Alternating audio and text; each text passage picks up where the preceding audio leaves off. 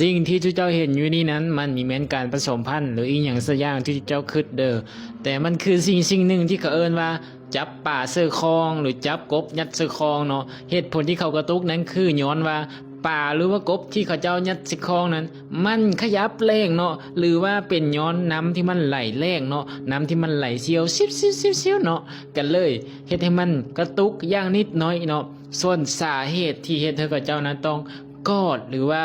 ต้องเข้าไปประชิดตัวนั้นย้อนว่าผู้หญิงนั้นเป็นผู้ร้ายเนาะที่กำลังจะขโมยป่าของผู้ชายไปเนาะผู้ชายก็เลยทำการประชิดตัวผู้หญิงโดยการจับข้างหลังเนาะแล้วก็ยัดกบเข้าคลองเนาะหรือว่ายัดป่าเข้าไปในคลองเนาะส่วนเหตุผลที่บ่เอาคลองขึ้นมาถึงน้ำนั้นก็ย้อนว่าย่านป่าหรือว่ากบที่อยู่ในน้ำนั้นมันตายเนาะก็เลยต้องเอาอยู่ในน้ำเลยเนาะเอาฆ่าน้ำหรืออีกเหตุผลหนึงก็คือมักอีหยังที่มันแปลกๆมักผิวบรรยากาศที่มันเปลี่ยนไปเนาะเจ้าบ่อยากคิดบ่ว่าเวลาอยู่พื้นน้ำ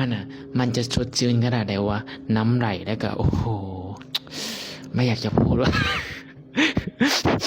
เอาเข้าเรื่องเนาะเวลาเนาะถ้าเฮาเอาป่าหรือว่ากบขึ้นมาจากน้ำนั้นป่ากับกบน่ะมันอยู่ถึงบกได้อยู่แต่ว่ามันอยู่ได้บ่นานเนาะส่วนอันแรกก็คือป่ามันสิตุยก้อนกบเนาะมันก็เลยต้องยัดถึงน้ำเลยเนาะเหตุผลประมาณแค่นี้แหละที่เจ้าฟังมาจนเบิดมันคือความจริงเด้ค่อยบ่ได้เว้าเล่นเนาะป่าตัวไปประมาณกันเนาะเอากบเขายึดในน้ำเลยเนาะมันคือสิคักเนาะ